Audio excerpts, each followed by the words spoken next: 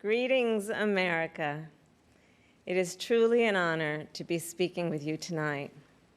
That I am here tonight is a testament to the dedication of generations before me, women and men who believed so fiercely in the promise of equality, liberty, and justice for all.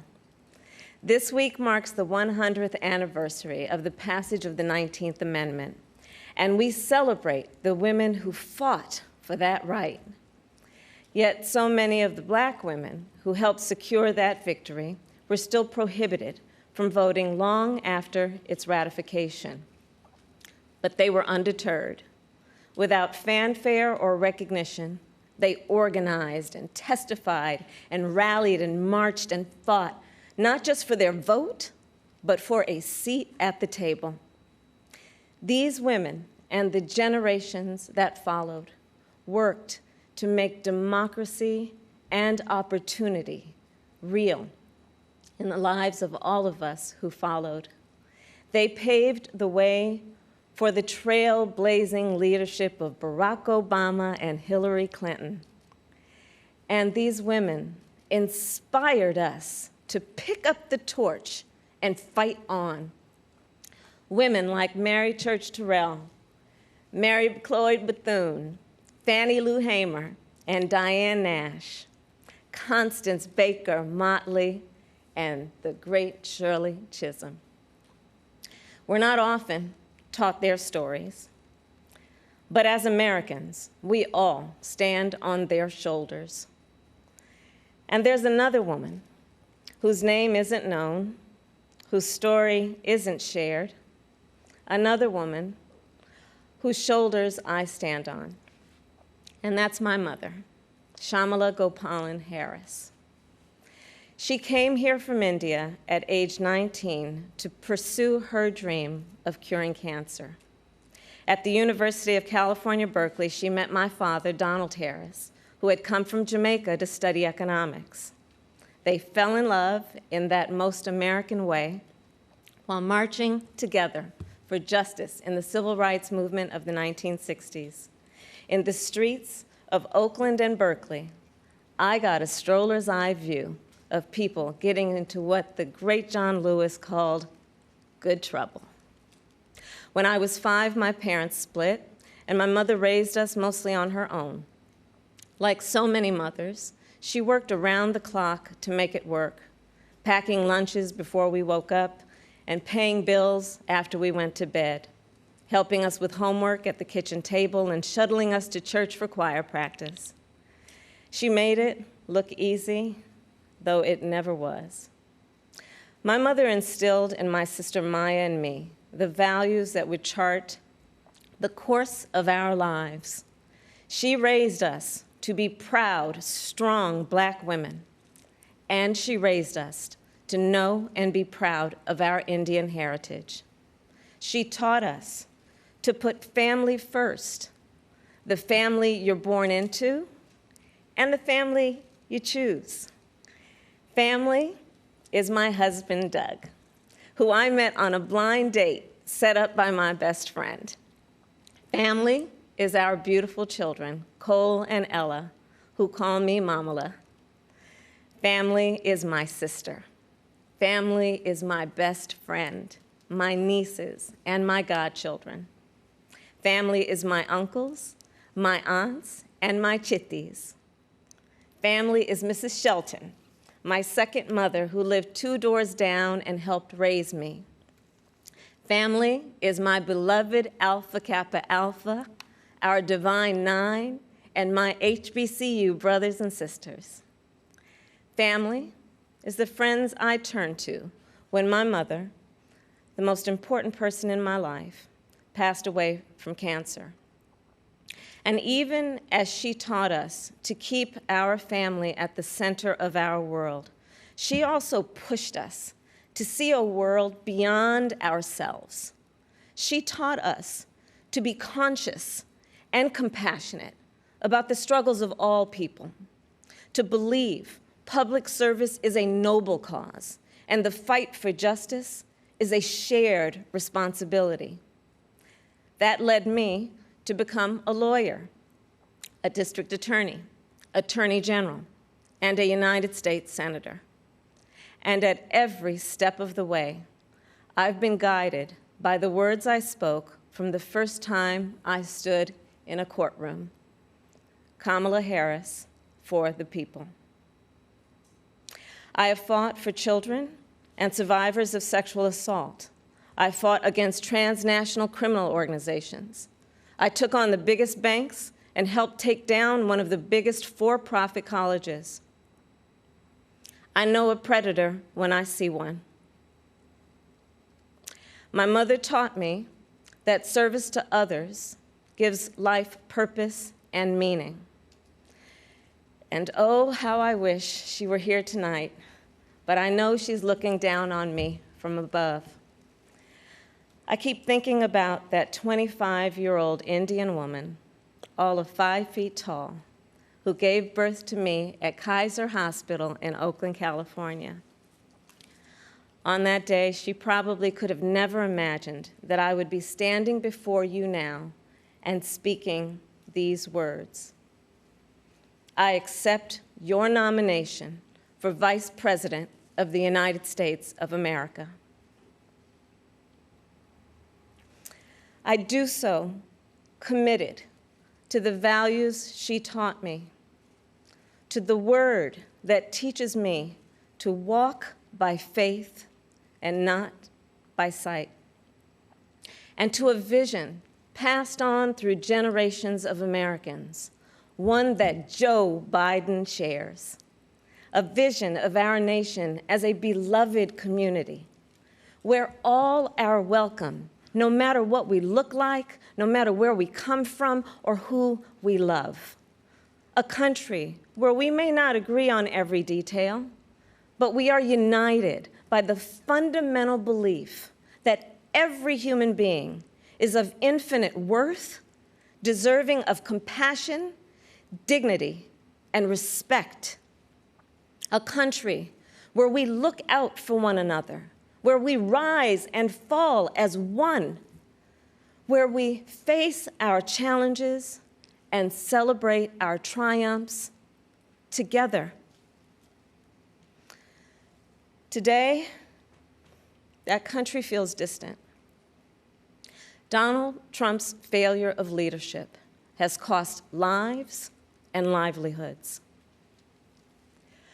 If you're a parent struggling with your child's remote learning, or you're a teacher struggling on the other side of that screen, you know what we're doing right now is not working.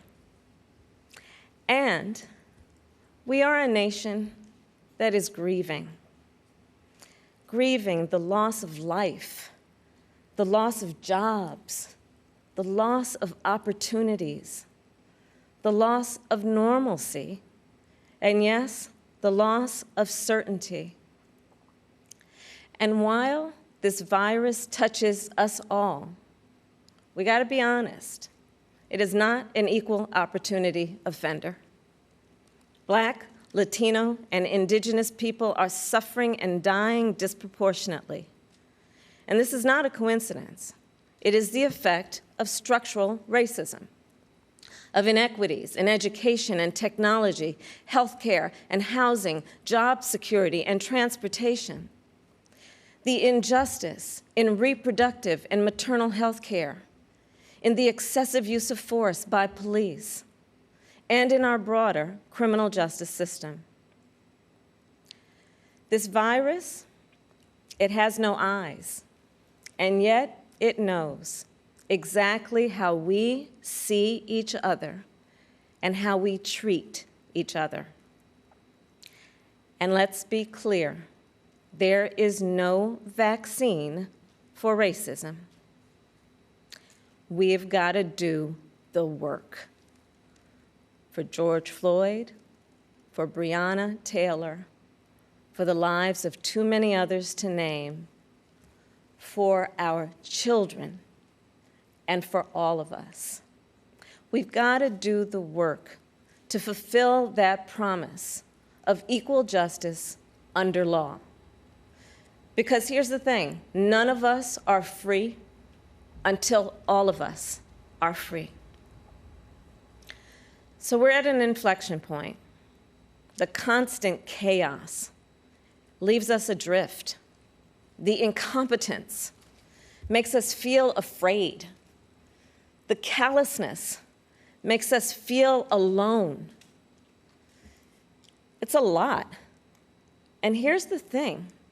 We can do better and deserve so much more. We must elect a president who will bring something different, something better, and do the important work. A president who will bring all of us together, Black, white, Latino, Asian, Indigenous, to achieve the future we collectively want. We must elect Joe Biden. And I will tell you, I knew Joe as vice president. I knew Joe on the campaign trail. And I first got to know Joe as the father of my friend. So Joe's son, Beau, and I served as attorneys general of our states, Delaware and California. During the Great Recession, he and I spoke on the phone nearly every day, working together to win back billions of dollars for homeowners from the big banks that foreclosed on people's homes. And Beau and I, we would talk about his family, how as a single father, Joe would spend 4 hours every day riding the train back and forth from Wilmington to Washington.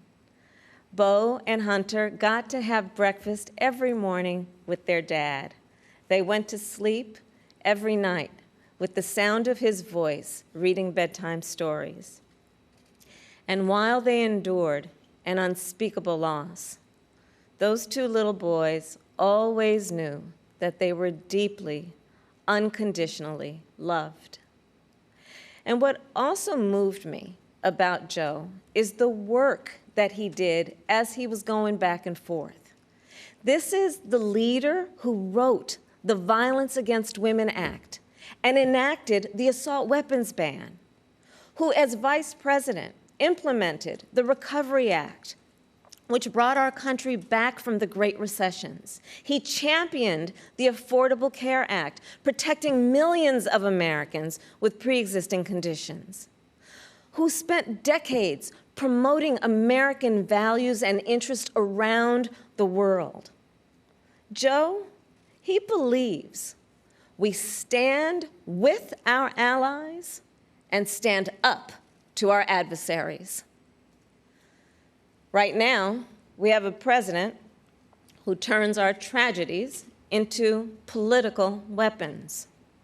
Joe will be a president who turns our challenges into purpose.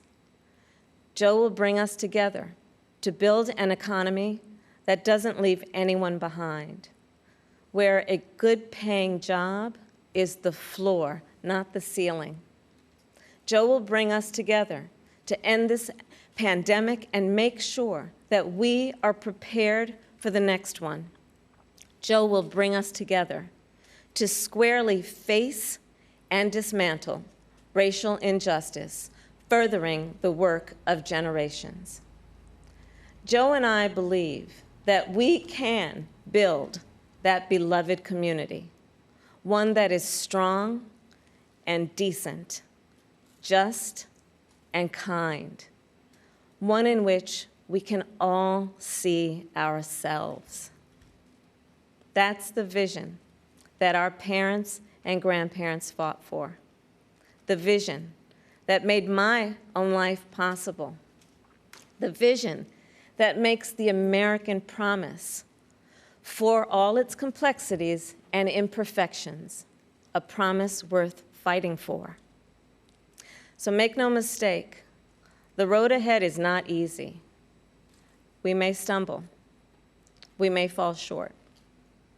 But I pledge to you that we will act boldly and deal with our challenges honestly. We will speak truths, and we will act with the same faith in you that we ask you to place in us. We believe that our country, all of us, will stand together for a better future. And we already are. We see it in the doctors, the nurses, the home health care workers, and frontline workers who are risking their lives to save people they've never met.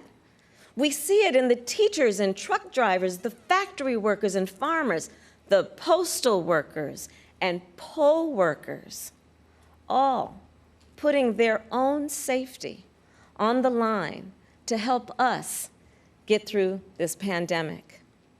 And we see it in so many of you who are working, not just to get us through our current crisis, but to somewhere better. There's something happening all across our country. It's not about Joe or me. It's about you. And it's about us. People of all ages and colors and creeds who are, yes, taken to the streets, and also persuading our family members, rallying our friends, organizing our neighbors, and getting out the vote. And we have shown that when we vote, we expand access to health care and expand access to the ballot box and ensure that more working families can make a decent living. And I'm so inspired by a new generation. You are pushing us to realize the ideals of our nation, pushing us to live the values we share: decency and fairness, justice and love.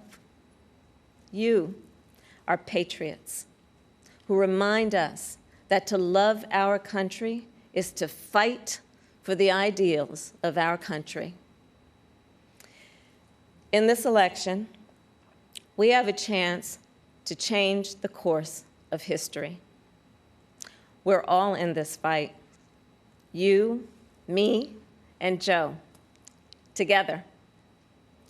What an awesome responsibility. What an awesome privilege. So let's fight with conviction. Let's fight with hope. Let's fight with confidence in ourselves and a commitment to each other, to the America we know is possible, the America we love. And years from now, this moment will have passed, and our children and our grandchildren will look in our eyes, and they're going to ask us, where were you when the stakes were so high? They will ask us, what was it like? And we will tell them. We will tell them not just how we felt, we will tell them what we did. Thank you. God bless you, and God bless the United States of America.